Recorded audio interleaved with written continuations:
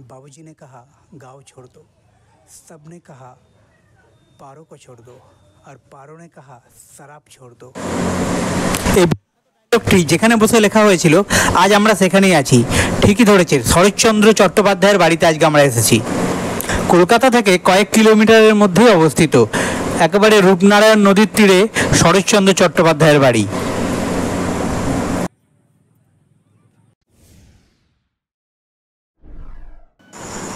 হাওড়া জেলার একটি ছোট্ট শহর হলো দেউলটি।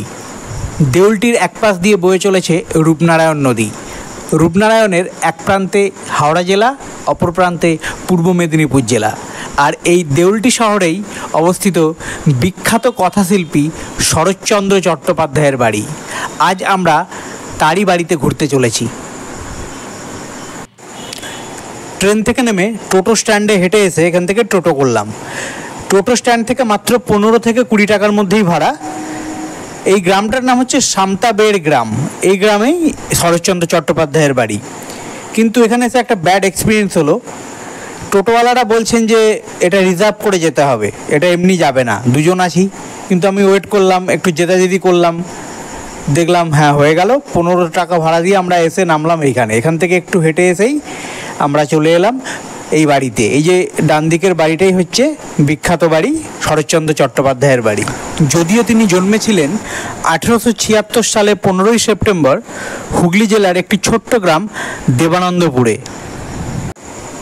তার জীবনের অনেকটা সময় কাটিয়ে 1919 সালে দেউলটিতে এসে তিনি 1100 টাকা দিয়ে এই জায়গাটি কেনেন।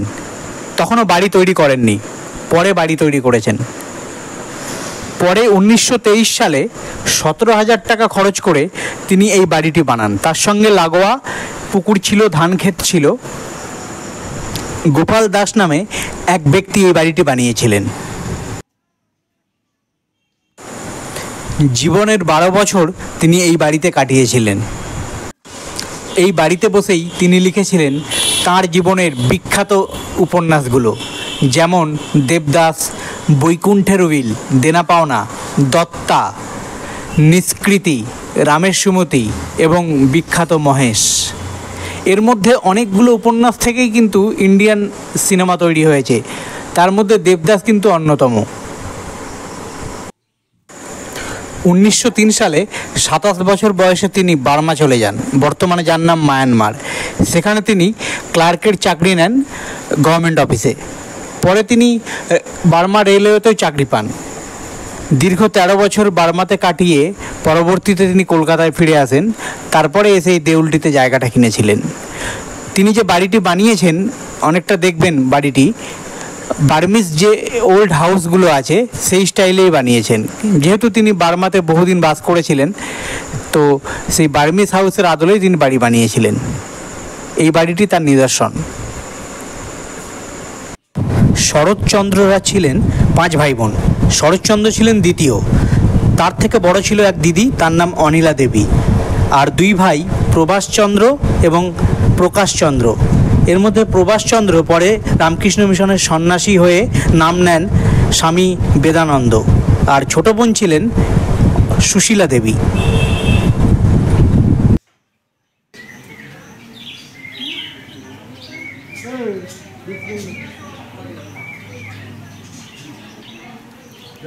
बाबूजी ने कहा गांव छोड़ दो, सबने कहा पारों को छोड़ दो और पारों ने कहा शराब छोड़ दो। आज तुमने कह दिया ये हवेली छोड़ दो और एक दिन आएगा वो कहेंगे ये दुनिया ही छोड़ दो।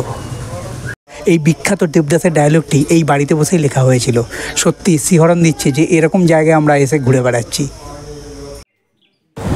রেঙ্গুনে থাকাকালীন শরৎচন্দ্রের জীবনে একটা ঘটনা ঘটে। তার এক বাঙালি প্রতিবেশী তার মেয়েকে বিয়ে দিচ্ছিলেন একজন মদ্যপ যুবকের সাথে। তখন সেই বিবাহযোগ্য কন্যা, যার নাম শান্তি চক্রবর্তী, তিনি শরৎচন্দ্রকে রিকোয়েস্ট করেন তাকে বাঁচানোর জন্য। শরৎবাবু তাকে বিয়ে করে নেন। সালটা ছিল 1906 সাল। বিয়ের মাত্র 2 বছর পরেই শরৎবাবুর ওয়াইফ এবং সন্তান প্লেগ রোগে মারা যায়। এতে শরৎবাবু খুবই ভেঙে পড়েছিলেন। এটা লিখতেন, এটা ওনার লেখার ঘর ছিল। সামনে থিয়েটার, লক্ষ্য রাখুন থিয়েটার বসতেন, টেবিলে খাতা রাখতেন। জানলাটা লক্ষ্য রাখুন, জানলাটা খোলা থাকতো। আগে বাঁশ গাছ পাঁচিলটা ছিল না, রূপনারায়ণ নদী খেতে বইত। লোকেরা ছিল, এখানে বসে বিপ্লবীদের মিটিং হতো। ডান দিকে একটা ঘড়ি চলছে, লক্ষ্য রাখুন 100 বছর আগের ঘড়ি। একদিন দম দিলে 7 দিন চলবে। পানি লক্ষ্য রাখুন, ওটা দেখতেন। তার পাশে ওটা ভালসে রেডিও। আলমারিতে যে বইগুলো আছে উনি পড়তেন। আর এই সাদা ফ্রেমে পাশে যে বাঁধানো ছবি, শরৎচন্দ্রের নাতি নাত বইয়ের ছবি। আয়নাটা লক্ষ্য রাখুন, ওটা বেলজিয়াম কাছের আয়না। সোফাটায় উনি বসতেন।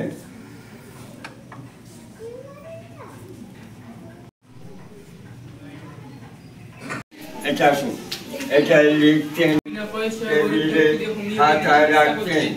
জানলাটা খোলা থাকতো, রূপনারায়ণ নদী খেতে বইত। 2 নম্বর রাখে লক্ষ্য রাখুন, ওনার। এটা ছিল গাইডের ভয়েস। এখানে একজন দাদু এবং তার নাতি গাইডের কাজ করেন, খুব সুন্দরভাবে বুঝিয়ে দিচ্ছেন কোথায় কি ছিল। এনারা কোনো পয়সা নেন না, আপনি চাইলে খুশি হয়ে কিছু দিতে পারেন। ইনি হচ্ছেন সেই দাদু যিনি কন্টিনিউয়াস বলে যাচ্ছেন। আপনারা যদি যান নাতিকে সচক্ষে দেখতে পাবেন। এটা হলো বাড়ির ডান সাইডের বারান্দা। এই সাইডেই বাড়ির শেষে রূপনারায়ণ নদী। রূপনারায়ণ নদীটা তখন ছিল অনেক কাছে, তো সময়ের সঙ্গে সঙ্গে অনেক দূরে চলে গেছে রূপনারায়ণ নদী। এটা বাড়ি থেকে দেখা যায়, সেটাও ভিডিওতে দেখতে পাবেন। আর পেছনে দেখছেন বাঁশবাগান। শরৎচন্দ্র চট্টোপাধ্যায় বরাবরই আমার খুব প্রিয় লেখক ছিলেন। আমি ছোটোবেলা থেকে ইমোশনাল ওনার গল্পগুলো পড়তাম, খুব ভালো লাগতো। তো আমার একটা জিনিস মনে পড়ছে যে উনি এই পুকুরটা দেখে ইমাজিন করেছিলেন যে এই পুকুরে 2টো মাছ আছে রামের সুমতি গল্পে। সেই মাছ দুটোর নাম হচ্ছে কার্তিক আর গণেশ। আপনাদের হয়তো মনে পড়ছে। তো এই ইমাজিনেশনগুলো মানে ভাবতেই অবাক লাগছে যে একটা পুকুর থেকে কি করে এত কিছু ইমাজিনেশন আসতে পারে। সত্যি অসাধারণ লেখক ছিলেন। আর সেই বাড়িতে আজকে আমরা আছি, তো এটা তো বিশাল বড় ব্যাপার। আপনারাও অবশ্যই আসুন।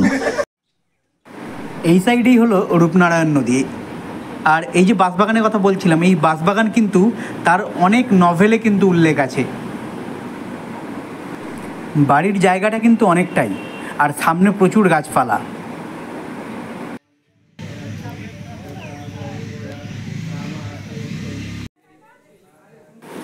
এবার আমরা যাচ্ছি বাড়ির ব্যাকইয়ার্ডে। বাড়ির পেছনের দিকে বেশ বড় খোলা বারান্দা এবং পুরো বাড়িটা কিন্তু পাঁচিল দিয়ে ঘেরা। আর এই যে টালির চাল এইটা দেখছেন, এই ঘরটা, এটা ভাড়ার রুম ছিল, এখানে রান্নাও হতো। আর তার ডান দিকেই রয়েছে এই যে কালো রঙের গোলাঘর, এখানে ধান রাখা হতো, চাল রাখা হতো। আর পেছনে রয়েছে টয়লেট।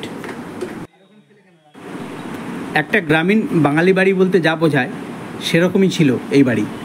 এদিকে ভাড়ার ঘর, ওদিকে বড় ঘর, ডান দিকে গোলাঘর, বেশ খানিকটা প্রশস্ত জায়গা, উঠান এবং চারিদিকে বাউন্ডারি দিয়ে ঘেরা।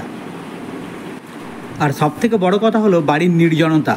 এতটাই নির্জন, বর্তমানেই এতটা নির্জন, তাহলে সেই সময় 100 বছর আগে কতটা নির্জন ছিল। হয়তো এই পরিবেশই শরৎবাবুকে হেল্প করেছিল দারুণ দারুণ নভেল উপহার দেওয়ার জন্য। এবার আমরা যাচ্ছি বাড়ির ওপরের তলায়। এই যে সিঁড়ি দিয়ে উঠে গেলাম বাড়ির উপরে যে ব্যালকনি বা ঝুলন্ত বারান্দা যেটা, সেই বারান্দাটা কিন্তু দারুণ। এটা নিচের যে ফ্লোরের মধ্যে যে কালার করা আছে, সেই কালারটাও কিন্তু অসাধারণ। আমরা যেদিন গিয়েছিলাম সেদিন রবিবার ছিল, বেশ ভিড় ছিল, মানে তিল ধারণের জায়গা নেই এরকম ভিড়। এবং এখানে সকালবেলা এবং বিকালবেলা 2 ঘন্টা করে খোলা থাকে। বিকালবেলা আমরা গিয়েছিলাম 4টে থেকে 6টা, 2 ঘন্টা খোলা ছিল। ওই টাইমের মধ্যেই দেখতে হবে, তাই জন্য একটা সার্টেন টাইমে অনেক লোক এসে পড়েছিল। সপ্তাহে 7 দিনই এই বাড়িটি খোলা থাকে, 7 দিনই আপনি দেখতে পাবেন। এটার টাইম হলো সকালবেলা 10টা থেকে 12টা পর্যন্ত, এই 2 ঘন্টা আপনি দেখতে পাবেন। আর বিকালবেলা গরমকালে 4টে থেকে 6টা এবং শীতকালে 3:30 থেকে 5:30 পর্যন্ত। সেইভাবে আপনারা কিন্তু প্ল্যান করে আসবেন। আর ওপরে বার্মিস হাউসের আদলে চারিদিকেই কিন্তু বারান্দা, চারিদিকের ভিউই কিন্তু দেখা যায় যে এইদিকে রূপনারায়ণ ছিল। আর এই যে ফ্লোরেল টালি বা টালি নয়, এটা মেঝের যে কালার অসাধারণ, খুব ভালো লাগছে এই কালারটা। নিচের তলায় কিন্তু 2টো রুম ছিল আর ওপরের তলায়ও কিন্তু 2টো রুম, বেশ পরিপাটি করে সেই সময়ের অনুসারে বেশ সাজানো গোছানো, খাট সব কিছু রয়েছে। এখানে আপনার আয়না রয়েছে, আলমারি রয়েছে, ড্রেসিং টেবিল রয়েছে, আলনা রয়েছে। যারা এখানে আসতে চাইছেন সব থেকে সহজ পথ হচ্ছে হাওড়া থেকে ট্রেন ধরে আসা। এখানে Mecheda local, Panskura local, Medinipur local, Kharagpur local, যে কোনো ট্রেন সাউথ ইস্টার্নের এখানে দেউলটির ওপর দিয়ে যায়।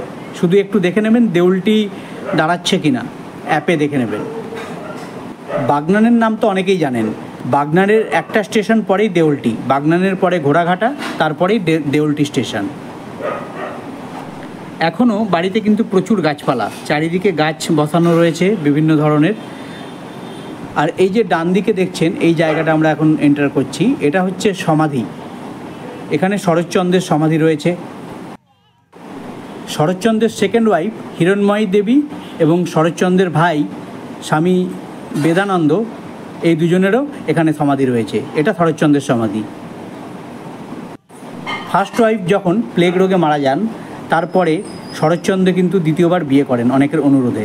একজন 14 বছর বয়সী বিধবা কন্যাকে তিনি কিন্তু বিয়ে করেন। আমাদের মোটামুটি বাড়ি দেখা শেষ, প্রায় 6টা বেজেও গেছে। এখানে বাঁশি বাজাচ্ছে সবাইকে বেরিয়ে যেতে। তো আমরা বেরিয়ে যাওয়ার সময় এই বুড়ি ঠাকুমাকে হাতে কিছু পয়সা দিলাম। আর এবার আমরা চলছি রূপনারায়ণ নদীর ধারে, নদীটাও আপনাদের দেখাবো। একটা সময় ছিল যখন এই যে চরগুলো দেখছেন, এই জায়গাটা, এটাই নদী ছিল। সময়ের সঙ্গে সঙ্গে এদিকে মাটি জমে এইখানে ল্যান্ড তৈরি হয়ে যায়, নদীটা আরও দূরে চলে যায়।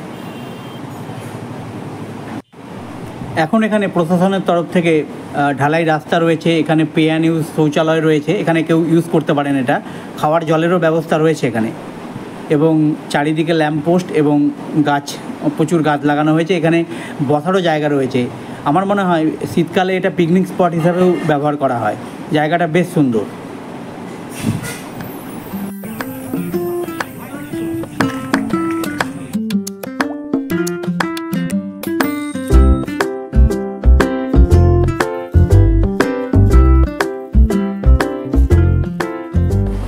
আমরা গিয়েছিলাম বারুইপুর থেকে। সকালে বেরিয়ে দেউলটি যখন পৌঁছাই তখন প্রায় 3:30 মতো বেজে গেছে। আমরা কিন্তু ওই টাইমিংটা দেখিনি যে কটা থেকে কটা পর্যন্ত খোলা থাকে। আমরা ভেবেছিলাম পুরো টাইমটাই খোলা থাকে। যাই হোক, আমরা কিন্তু একবারে এক্স্যাক্ট টাইমে গিয়ে পৌঁছেছি। প্রায় 4:10 কিন্তু এই বাড়িতে গিয়ে পৌঁছেছিলাম। তো সারাদিন প্রচণ্ড গরমে এত হিউমিডিটি ছিল, আমরা পুরো ঘেমে নিয়ে একাকার। তো যাই হোক, তারপরে পুরো ভিডিও করলাম, কিছুক্ষণ ঘুরলাম, তারপরে আর আমাদের মধ্যে আমরা নেই, এতটাই টায়ার্ড হয়ে গেছে। তো যখন এই নদীর ধারে গেলাম তখন কিন্তু আবার প্রাণ ফিরে পেলাম। নদীর হাওয়া আর এই দারুণ দৃশ্য।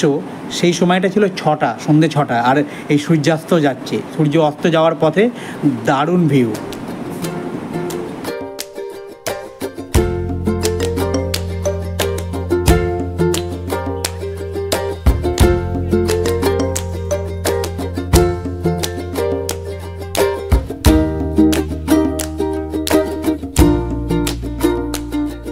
এটা দেউলটির সাইডে রূপনারায়ণ নদী। আরেকটু এগিয়ে গেলেই কোলাঘাট, কোলাঘাটের ব্রিজ, কোলাঘাট স্টেশন, সেখান থেকে ওই রূপনারায়ণ নদী কিন্তু পাস করেছে। আপনারা সবাই জানেন কোলাঘাটের ওপর দিয়ে ট্রেন, বাস দুটোই যায়। তো সারাদিন পরে প্রচণ্ড খিদেও পেয়েছে, জল পিপাসাও পেয়েছে। জল তো আমরা ওখানে খেয়ে নিলাম, ছিল জল পেয়েছিলাম রোডে। আর এখানে খিদে পেয়েছে, দেখলাম আশেপাশে বেশ কিছু খাবারের স্টল রয়েছে, মানুষ এখানে ঘুরতে এসেছে বিকালবেলা। তো আমরা ফার্স্ট খেলাম ঘুগনি। ঘুগনিটা 10 টাকা করে নিয়েছিল, বেশ টেস্ট ছিল।